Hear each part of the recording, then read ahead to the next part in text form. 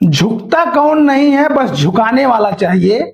सबसे पहले तो उन सभी छात्रों को बहुत बहुत बधाई जो लोग पूरे देश में पुलिस की बर्बरता का शिकार होते हुए प्रोटेस्ट को जारी रखे और उन्होंने आखिरकार भारत सरकार में केंद्रीय शिक्षा मंत्री धर्मेंद्र प्रधान का इस्तीफा ले ही लिया। यह वीडियो जो है थोड़ा लंबा होने वाला है। जिस तरीके से पूरे देश में छात्रों का यह आंदोलन चला, उसके बाद सरकार जो है उनके सामने झुक गई। उसको लेकर कई मुद्दे हैं जिस पर बातचीत करेंगे। धर्मेंद्र प्रधान ने इस्तीफा दिया। इसमें उन्होंने कहा कि जंतर मंतर पर और देश में जो स्थिति बनी है, इस स्थिति का राष्ट्र विरोधी ताकतें लाभ न उठाएं, देश की एकता बनी रहे, भारत के एक भी विद्यार्थी का भविष्य कानूनी पेचीदगियों में ना उलझे, हमारे बच्चे अपना समय पढ़ाई में लगाएं, करियर बनाने पर फोकस करें।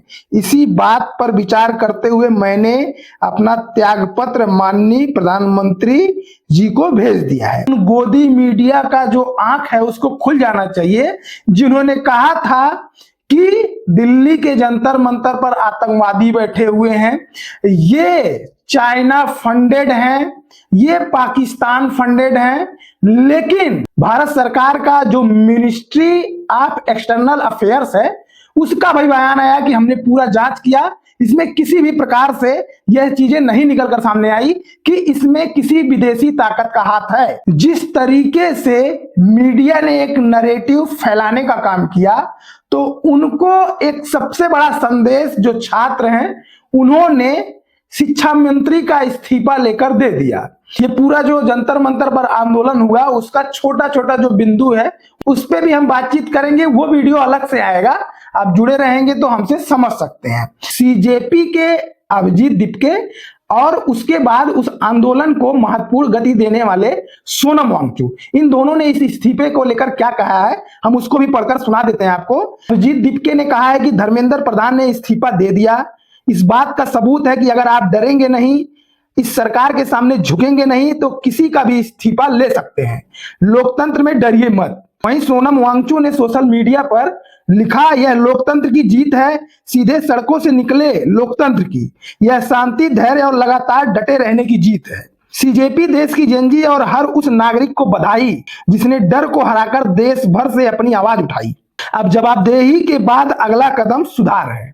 फिलहाल धर्मेंद्र प्रधान ने जो इस्तीफा दिया है उसमें क्या क्या चीज उन्होंने कहा है वो पूरा हम आपको पढ़ के सुनाते हैं। मेरे युवा साथियों, मैं पिछले 4 दशकों से अधिक समय से छात्र शिक्षक और शिक्षा सुधार के लिए समर्पित रहा हूं। मेरा सदैव यह विश्वास रहा है कि एक सशक्त, समाजस्वेशी और दूरदर्शी शिक्षा व्यवस्था ही राष्ट्र की सशक्त आधारशिला होती है। मैं देश के युवाओं की आकांक्षाओं, भावनाओं और उनकी न्यायोचित अपेक्षाओं का गहरा सम्मान करता हूं। भारत की युवा पीढ़ी के सपने को साकार करना हम सभी के राजनीतिक एवं सामाजिक जीवन का नैतिक संकल्प रहा है। आदरणीय प्रधानमंत्री जी के दूरदर्शी नेतृत्व में राष्ट्र की सेवा करने का जो अवसर मुझे प्राप्त हुआ, उसके लिए मैं प्रधानमंत्री जी का आभार प्रकट करता हूं। किंतु 3 मई 2026 को हुई नीट यूजी की परीक्षा में सामने आई अनियमितता पाई गई। भारत सरकार ने इसे तुरंत संज्ञान में लेते हुए जांच सीबीआई को सौंपी और परीक्षा को रद्द किया। मैं बोल रहा हूं तो आपको डिस्ट्रैक्शन हो सकता है, गर्मी बहुत है। इसके आगे इन्होंने लिखा कि पुनः परीक्षा की तिथि घोषित की गई। इसके साथ ही अगले वर्ष से इस परीक्षा को सीबीटी मोड में करने का निर्णय लिया गया। इस दौरान हमारी प्रमुख प्राथमिकता यह रही कि 20 लाख से अधिक छात्रों की परीक्षा सुचारू रूप से आयोजित की जाए। इसके लिए whole is government app approach के तहत काम किया गया। इसमें भारत सरकार के साथ राज्य सरकार, विशेषकर जिला प्रशासन की महत्वपूर्ण भूमिका रही। साथ ही छात्रों, अभिभावक और माता पिता के सहयोग से 21 जून 2026 को यह परीक्षा पूर्ण हुई। पहले ही दिन से इस पर मैंने जिम्मेदारी लिया और इस परिस्थितियों से कभी मुंह नहीं मोड़ा। मेरा यह संकल्प था कि हम किसी भी मेधावी छात्र की संभावना परीक्षा माफिया के कारण खराब नहीं होने देंगे, किसी भी छात्र के साथ अन्याय नहीं होने देंगे। 16 जुलाई को घोषित नीट यूजी के परिणाम संतोषजनक रहे, जिसमें गरीब पृष्ठभूमि से आए कई मेधावी छात्रों को भी सफलता मिली। परंतु इस दौरान भी कई छात्रों को गुमराह करने के लिए जिम्मेदार पदों पर बैठे व्यक्तियों ने बाधा डालने की कोशिश की, जिससे मन अत्यंत व्यथित हुआ। मैं सदैव हमारे प्रजातंत्र की शक्ति में अटूट विश्वास रखने वाला हूं तथा युवाओं की आकांक्षाओं, सपनों और अपेक्षाओं का गहरा सम्मान करता हूं। वे केवल भारत का भविष्य ही नहीं बल्कि एक नए और विकसित भारत के वाहक, निर्माता और भविष्य के शिल्पकार भी हैं। पिछले 10 दिनों का घटनाक्रम देखकर मेरा मन दुखी है। यह मेरे लिए व्यक्तिगत प्रतिष्ठा का विषय है। भारत की युवा शक्ति इस देश की असली ताकत है। देश की युवा शक्ति को भ्रम के कुचक्र में फंसने नहीं देंगे, यही मेरी संकल्प है। जंतर मंतर पर और देश में जो स्थिति बनी है, इस स्थिति का राष्ट्र विरोधी ताकतें लाभ ना उठाएं। देश की एकता बनी रहे, भारत के एक भी विद्यार्थी का भविष्य कानूनी पेचीदगियों में ना उलझे। हमारे बच्चे अपना समय पढ़ाई में लगाएं, करियर बनाने पर फोकस करें। इसी बात पर विचार करते हुए मैंने अपना त्यागपत्र माननीय प्रधानमंत्री को भेज दिया है। मैं आदरणीय प्रधानमंत्री जी के मार्गदर्शन, विश्वास और निरंतर सहयोग के लिए हार्दिक कृतज्ञता व्यक्त करता हूं।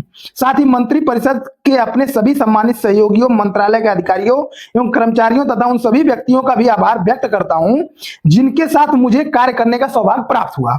राष्ट्र सेवा मेरे जीवन की सर्वोच्च प्राथमिकता है। मैं इसके लिए सदैव समर्पित रहूंगा। प्रभु जगन्नाथ जी के आशीर्वाद से मैं भविष्य में भी भारत माता, उड़ीसा की जनता तथा देश की युवाओं की आकांक्षाओं की पूर्ति के लिए हर संभव रूप में मैं स्वयं को समर्पित करूंगा।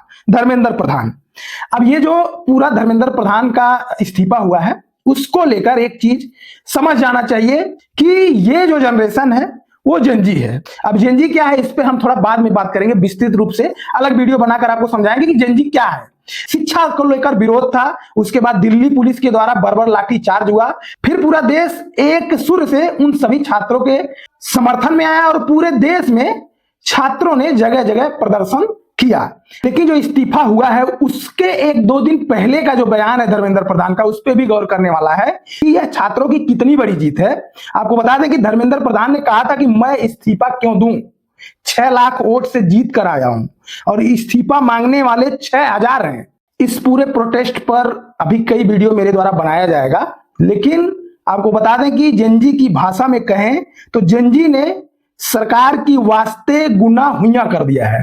अब ये जो शब्द है मुझे भी पहले नहीं पता था, लेकिन जेनजी से ही हम लोग सीख रहे हैं। और जेनजी जो जनरेशन है यह अलग तरीके की जनरेशन है। इसके जो प्रोटेस्ट करने का तरीका है वह अलग तरीके का है। बाकी इस पूरे इस्तीफे को लेकर धर्मेंद्र प्रधान ने जो दिया है छात्रों के दबाव में आकर, उसको लेकर आप लोग क्या कहना चाहते हैं, हमारा कमेंट बॉक्स खुला हुआ है, आप उसमें अपनी राय रख सकते हैं। और वीडियो थोड़ा लंबा है तो निवेदन है आप लोगों से कि पेशेंस बनाकर पूरा वीडियो देखें।